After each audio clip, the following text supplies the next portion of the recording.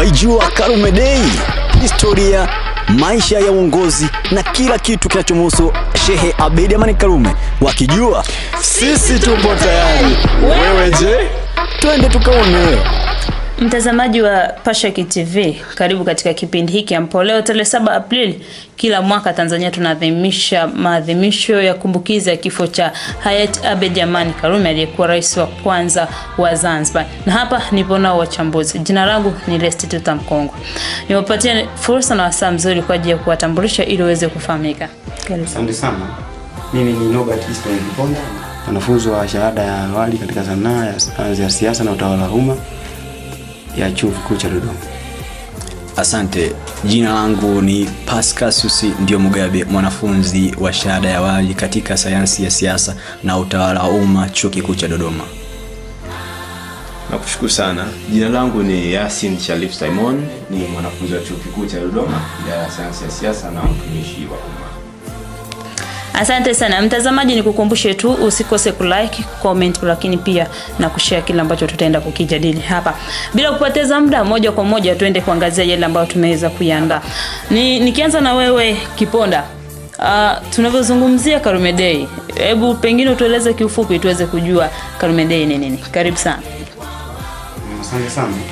Karume Day ni maneno ambayo yapo kwa lugha ya Kiingereza, lakini ukipeleka kwenye lugha ya Kiswahili tunaenda kupata ni siku ya Karume, ambayo ni siku ya mapumziko ya umma wa Tanzania, ambapo hii siku huadhimishwa kila mwaka tarehe 7 mwezi wa 4, ambapo pia inajulikana kama siku ya Shehe Abeid Amani Karume, ambayo Watanzania au umma wa Tanzania wanapata wasaa wa kukumbuka kuuawa au kifo cha Abeid Amani Karume, ambaye alikuwa ni rais Mzanzibari huyo.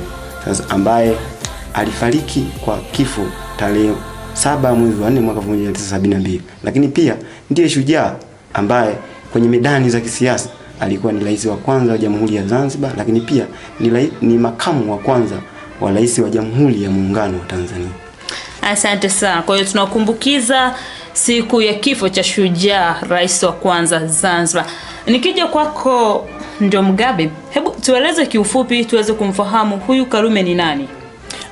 Historia ya Shehe Abeid Amani Karume inaanzia kuzaliwa kwake. Alizaliwa mnamo Agosti 1905 huko Zanzibar, na alipata elimu yake ya msingi katikati ya miaka 1910. Baada ya hapo alikuwa baharia katika meli za mizigo, ambapo alisafanya usafirishaji katika huko Zanzibar, lakini alifanya mpaka huko Ulaya. Na huko Ulaya tunaangalia alijiunga katika chama cha mabaharia ambao kilikuwa na makao makuu yake Liverpool huko Uingereza. Na katika shughuli zake alizokuwa anazifanya alifanikiwa kuchangamana na watu tofauti tofauti wenye mitazamo ya kimapinduzi na maendeleo kwa jamii ya Afrika kwa kipindi hicho, akiwemo mtu nguli sana anayejulikana kwa jina #Banda, ambaye alimpa misimamo ya kisiasa. Lakini pia alifanikiwa kurudi Zanzibar mnamo 1954. Alijiunga katika chama cha Afro Shirazi Party, ambapo alifanikiwa mnamo tarehe 12 mwezi wa kwanza 1964 kuongoza mapinduzi ya Zanzibar na kufanikiwa kukomesha utawala wa kisultani uliodumu kwa zaidi ya miaka 500 Zanzibar, na kumondoa Sultani Jamshid bin Abdallah na kuleta utawala mpya wa watu wa Wazanzibari wenyewe. Baada ya miezi mitatu 26 mwezi wa 4 1964 walifanikiwa kuongoza muungano baina ya Zanzibar na Tanganyika kuunda Jamhuri ya Muungano wa Tanzania, ambapo alishika nafasi ya makamu wa kwanza wa rais wa Jamhuri ya Muungano wa Tanzania. Baada ya hapo alifanya mambo mengi sana katika masuala ya kisiasa, kiuchumi. Kwa mfano, alikuwa kinara katika utoaji wa huduma za afya bora sana kwa Wazanzibari, lakini pia huduma ya elimu iliboreshwa, kwa maana kwamba uwepo wa elimu bure kwa kipindi kile. Lakini historia yake inakuja kukoma tarehe 7 mwezi wa 4 1972 alikuwa kuuawa na vijana wanne alipokuwa katika makao makuu ya chama cha Afro Shirazi Party. Kifupi ndiyo historia yake. Asante sana kwa hiyo historia fupi. Nikija kwako Yasini, ulimwengu unaitambua Tanzania kama moja ya nchi ambazo zina demokrasia. Hebu tueleze walau kiufupi kwamba demokrasia ya Tanzania kipindi cha Karume na hivi sasa iko vipi? Iko sawa? Nakushukuru sana kwa swali zuri. Demokrasia ni dhana pana na mataifa yameitafsiri demokrasia katika muundo tofauti tofauti. Lakini ukiangalia katika muktadha wa Tanzania ama Tanganyika pamoja na Zanzibar, demokrasia imekuwepo kabla ya mwaka 1964 na baada ya 1964. Utaona ASP kama chama ni chama ambacho kimeanzishwa mwaka 1957. Afu ZNP kama chama kimekuja kuanzishwa mwaka 1955. Afu ukiangalia ZPP kama chama kimeanzishwa mwaka 1959. Alafu baada ya hapo unaona tunaingia katika uchaguzi wa vyama vingi mwaka 1961 tarehe 16 mwezi Januari. Na katika uchaguzi ule ulikuwa ni wa kidemokrasia kwa sababu ukiangalia ASP alishinda kwa viti 10. Alafu ZPP akashinda kwa viti 3. Alafu ZNP akashinda kwa viti 9. Kwa unaweza kuangalia demokrasia ilikuwaje katika maeneo hayo. Lakini tukiangalia katika interview ama majadiliano au yaliyofanyika kati ya mwandishi wa habari ambaye alikuwa akiitwa Emmanuel alikuwa akiitwa David Martin pamoja na hayati Abedi Amani Karume katika gazeti ya Tanzania Standard, utaona ni wazi kwamba alizungumza Abedi Amani Karume kwamba demokrasia itadhihiri na itakuwa baada ya miaka 50. Na tukiangalia sasa hivi tuna miaka 53 miaka 53 mpaka sasa hivi, na tunaona demokrasia ni kitu ambacho kinaendelea kudhihiri. Ukiangalia sasa hivi tuna sheria ya uchaguzi wa rais, wa bunge na madiwani, sheria namba 1 ya 2024. Ukiangalia tuna sheria ya tume ya taifa ya uchaguzi namba 2 ya mwaka 2024. Ukiangalia tuna sheria ya mabadiliko sheria ya marekebisho ya vyama vya siasa namba 3 ya mwaka 2024. Ukiangalia kuna sheria ya mabadiliko ya mambo mbalimbali ilikuwa ni sheria namba 4 ya mwaka 2024 vile vile. Kwa hiyo demokrasia ni kitu ambacho kinakuwa muda hadi muda. Kwa hiyo demokrasia ipo na itaendelea kuwepo. Asante sana. Demokrasia ipo na itaendelea kukua. Nikirudi kwako Njomgabe, katika historia ya hayati Abedi Amani Karume tumesikia namna pia alivyoshiriki katika swala zima la kuunganisha Zanzibar na Tanganyika. Hebu tueleze kiufupi, kwa sababu hili tunajua tutapata pia saa mwingine wa kuweza kulijadili zaidi, namna gani Karume aliweza kushiriki katika swala zima la kuunganisha Zanzibar pamoja na Tanganyika kuiunda Tanzania. Mchango wa Sheikh Abedi Amani Karume katika kuunda Jamhuri ya Muungano wa Tanzania ni mkubwa sana, hasa katika maeneo makuu yafuatayo. Kitu cha kwanza ni nafasi yake kama rais.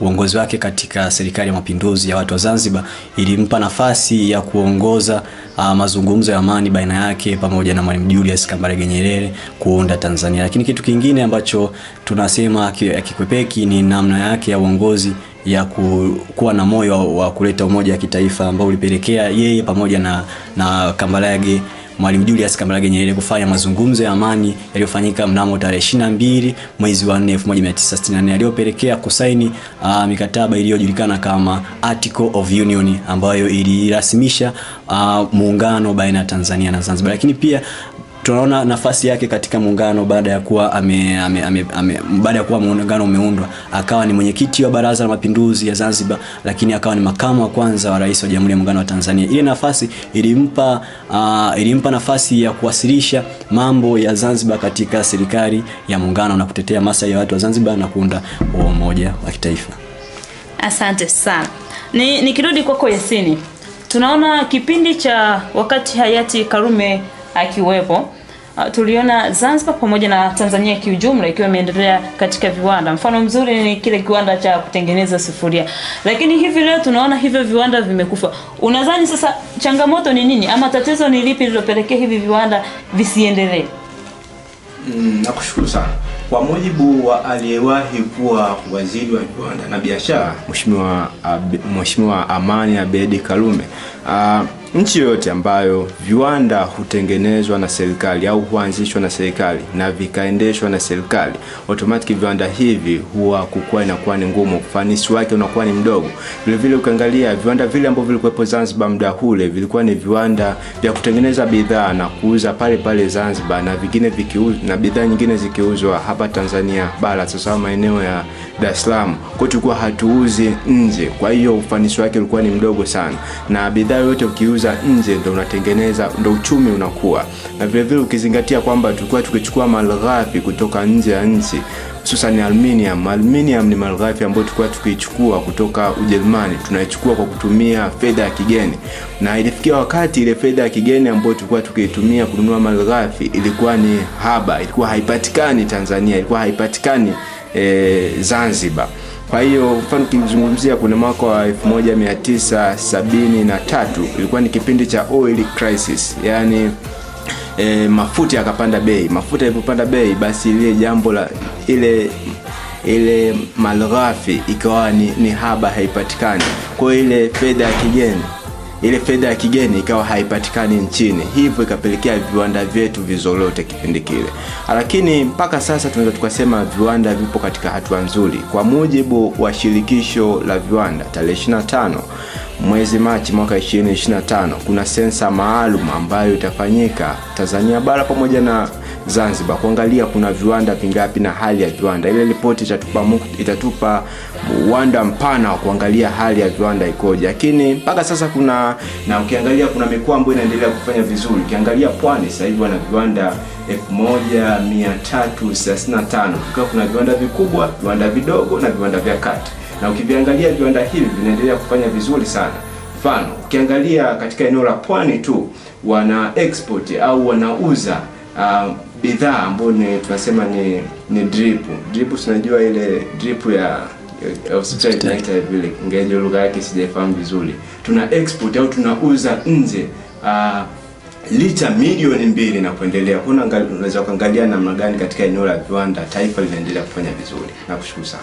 Asante sana. Nikirudi kwako Kiponda, tukiwa tunaadhimisha siku hii ya Karume Day baada ya miaka mingi kupita tangu kifo chake. Sasa nini vijana tujifunze kutoka wakati wa uhai wake, kwamba yale aliyofanya, kuna haja ya vijana kujifunza chochote kutoka kwake? Asante sana. Kwanza ndio kuna haja ya vijana kujifunza kutoka kwake. Tunajifunza nini vijana kutoka kwake? Kama kwenye maadhimisho haya ya siku ya Karume, tunajifunza kwanza umoja na mshikamano. Kwenye umoja na mshikamano, kwanza yeye tukimwangalia Sheikh Abeid Amani Karume alisisitiza katika umoja na mshikamano. Kuonesha kwamba alisisitiza huo umoja na mshikamano au kivipi alisisitiza, tunaangalia kwanza kwenye kuanzisha au kuasisi ule muungano wa Tanganyika na Zanzibar, baadaye kuitwa Jamhuri ya Muungano wa Tanzania. Na yeye tukimuona kama kwenye midani za kisiasa anakuwa ndiye makamu wa kwanza wa rais wa Jamhuri ya Muungano wa Tanzania. Kule umoja tukimwangalia kwanza yeye mwenyewe ndo kuonesha umoja wa Jamhuri ya Muungano wa Tanzania, kwa maana Tanganyika na Zanzibar kwa kuziunganisha, ambapo yeye na Mwalimu Julius Kambarage Nyerere ambaye kipindi hicho alikuwa ndo rais wa kwanza wa Jamhuri ya Muungano wa Tanzania, walionyesha ule umoja na mshikamano. Sasa vijana tunajifunza nini? Tunajifunza kwamba ule umoja na mshikamano tuuendeleze. Tunauendelezaje? Kwanza kwa kuungana Tanganyika na kwa kuungana watu wa Zanzibar kwa maana visiwani, Tanzania visiwani, na watu wa Tanzania bara kwenye shughuli ndogo za kibiashara ambazo zote hizo zinalenga maendeleo. Lakini tukiacha hivyo tu kwenye umoja na mshikamano, serikali ya Zanzibar imeendelea kuendeleza ule umoja na mshikamano ambao muasisi wake mkubwa ndiye Sheikh Abeid Amani Karume ambaye tunaenda kumwadhimisha siku chache zijazo. Sasa tukiangalia kwenye umoja, kivipi serikali ya Zanzibar imeendeleza ule umoja ambao aliasisi Sheikh Abeid Amani Karume. Tukiangalia kwenye muendelezo wa serikali ya umoja wa kitaifa ambayo tukiangalia mpaka sasa bado inaendelezwa. Tukiangalia sasa hizi kuna rais wa serikali ya mapinduzi ya Zanzibar, lakini makamu wake wa kwanza tukimwangalia anatokea chama gani? ACT Wazalendo, ambayo ni serikali ya umoja wa kitaifa ambaye ni Sheikh Masudi Juma, Sheikh Osman Masudi Juma ambaye. Lakini pia tunaangalia kuna makamu wa pili wa rais ambaye ndo anatoka kwenye chama tawala. Sasa ule umoja wa kitaifa tunaangalia bado umeendelea kukuzwa. Lakini vijana pia tunapata wasaa kuona kwamba kama wazee wetu waliweza kuweka ule umoja na mshikamano, basi hata sisi tuna uwezo wa kuweka umoja na mshikamano, lengo letu likiwa ni kuleta maendeleo ya kitaifa kwa maana ya Jamhuri ya Muungano wa Tanzania. Asante sana Kiponda. Mtazamaji, tukiwa tunaadhimisha siku hii, vijana nini cha kujifunza ni umoja na mshikamano ambao waasisi wetu waliufanya. Nikiendelea kubaki kwako Kiponda, sasa kuna umuhimu gani waasisi wa Tanzania kuendelea kuadhimisha siku hii licha kwamba mtu tayari alishaondoka katika maisha yetu? Asante sana. Tukiangalia kwenye umuhimu wa maadhimisho haya kwa maana ya kitaifa, tukiangalia mimi nitaizungumzia kwenye swala la moja tu, swala la elimu. Swala la elimu kivipi? Elimu, tukiangalia hii siku tunaweza kuadhimisha Tanzania bara na Tanzania visiwani, ambapo Tanzania visiwani ndio tunaweza kusema ndio waathirika wakubwa, kwa maana yeye ndo alikuwa rais wa kwanza wa Jamhuri ya Zanzibar. Sasa tukiangalia kule pamoja na huku, kwa maana huku alikuwa kwa huku tunasema ule umoja. Sasa makamu wa kwanza wa rais wa Jamhuri ya Muungano wa Tanzania. Sasa kwenye swala la elimu tunajifunza vipi? Kwenye swala la elimu, kwanza umma wa Tanzania unapata wasaa wa kujua yale yote ambayo aliyafanya Sheikh Abeid Amani Karume kipindi cha uhai wake. Mfano tunaenda kuangalia swala namna alivyopambana kumtoa sultani Zanzibar, namna alivyopambana na ukoloni Zanzibar, namna alivyopambana na ukabila Zanzibar mpaka ameweza kuleta mapinduzi ya Zanzibar. Tukiangalia Sheikh Abeid Amani Karume na Mzee Nyerere walifanya maamuzi, waliasisi muungano wa Tanganyika na Zanzibar kwa mtazamo wa kufanya maamuzi watu wakubwa au waliopo serikalini. Kwa hiyo ni elimu. Kwa hiyo kwenye swala la elimu bado tunajifunza utamaduni, kulisi utamaduni wetu ambao tukimwangalia Sheikh Abeid Amani Karume kwenye utamaduni alipenda sana, alikuwa ni mzungumzaji mzuri au msemaji wa lugha ya Kiswahili. Kwenye kuzungumza lugha ya Kiingereza alisita sana. Kwa hiyo kwenye swala la elimu nadhani mimi ndo naona ni muhimu wa maadhimisho haya siku ya Karume. Asante sana. Nikija kwako ndio Mugabe, unaona kuna umuhimu wote sisi kuendelea kuadhimisha siku hii? Kuna umuhimu mkubwa sana kuadhimisha siku ya kifo, kumbukizi ya kifo cha hayati Abeid Amani Karume. Kwa sababu gani? Maisha ya viongozi kama hawa yanatupa hamasa sisi kama taifa kuendelea kufanya maendeleo na kuleta mapinduzi tunayohitaji. Nina hoja tatu za kusema kwamba tuna haja ya kuendelea kuzienzi hizi siku za vifo vya viongozi wetu hususan Abeid Amani Karume. Hoja ya kwanza ni kwamba tunavyoadhimisha siku ya mapinduzi, siku ya kumbukizi ya kifo cha Karume, tunajifunza umuhimu wa demokrasia na diplomasia nchini. Tunaona kwamba kati ya viongozi ambao wanatakiwa wakumbukwe sana katika upande wa diplomasia ni Sheikh Abeid Amani Karume, kwa maana ya kwamba tangia anafanya shughuli zake za ubaria, alienda huko Uingereza, alichangamana na watu wengine South Africa. Hiyo yote ni diplomasia ambayo kupitia hayo mambo alipata kujifunza mambo ya kimapinduzi na kimaendeleo, kama anavyoelezea mwandishi Saidi Salim akisema kwamba Sheikh Abeid Amani Karume katika shughuli zake za ubaria alichangamana na watu kutoka mambo sehemu tofauti. Ile issue ilimsaidia alivyorudi Zanzibar, akarudi na fikra za kimapinduzi. Lakini jambo jingine ambalo tunajifunza kama vijana na taifa kwa ujumla ni kuchangamkia fursa.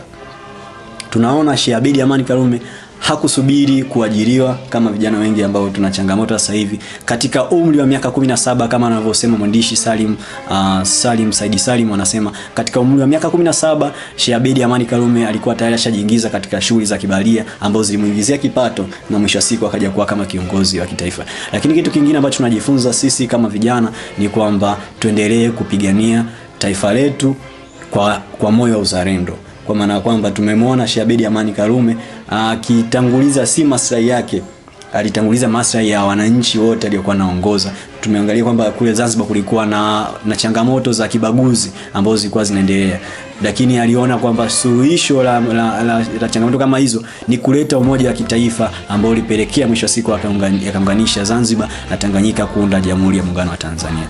Asante. Yasini, kwa sekunde chache na wewe eleza kwa upande wako kuna umuhimu wa kuendelea kuadhimisha siku hii? Ndio, umuhimu upo na kushukuru. Nianze na kusema kwamba Mtu akikunyang'anya historia yako atakuwa amekunyang'anya utu wako. Na vile vile kuadhimisha maadhimisho haya tunapata kuyaenzi maono yao pamoja na fikra zao tunduizo zilizokuwa nazo. Ukiangalia Abeid Amani Karume toka kuanzisha ASP na mpaka kufa kwake ni mtu ambaye alikuwa akiamini katika ushirikiano. Ukiangalia ASP wametengeneza toka miaka 1934, wameunganisha yeye pamoja na Thabiti Kombo, wamekitengeneza chama, wakakilea chama mpaka umauti unawafikia. Mfano ukizungumzia yeye mwenzake Thabiti Kombo ambaye yeye alikuwa ni katibu mkuu wa chama cha ASP, umauti unawafikia lakini bado alikuwa akiendelea kuwa katika kile chama. Na vile vile ukimwangalia hayati Abeid Amani Karume, umauti unamfikia alikuwa bado anaendelea na mapambano. Kwa hiyo kama viongozi au kama vijana tunapopata fursa ya kuwatumikia wananchi, tunajifunza na tunaendelea kujifunza kwamba tuwatumikie ipasavyo kama alivyofanya. Na kuendelea kujifunza haya na kuadhimisha haya, ni eneo la kutafakari na kuangalia ni vitu gani vizuri tunaweza tukavienzi na tukaviingiza ndani ya vifua vyetu, tukawa viongozi bora katika taifa hili. Nakushukuru. Asante sana. Niwashukuru kwa uchambuzi huo mzuri. Mtazamaji wa Pashek TV, mpaka hapo hatuna cha ziada katika kipindi hiki. Nikukumbushe tu uendelee kulike, comment pamoja na kushare kile ambacho tumeweza kukizungumza hapa. Kwa niaba ya wote waliotamatisha kipindi hiki, jina langu ni Lesti Tuta Mkongwe. Kwa heri.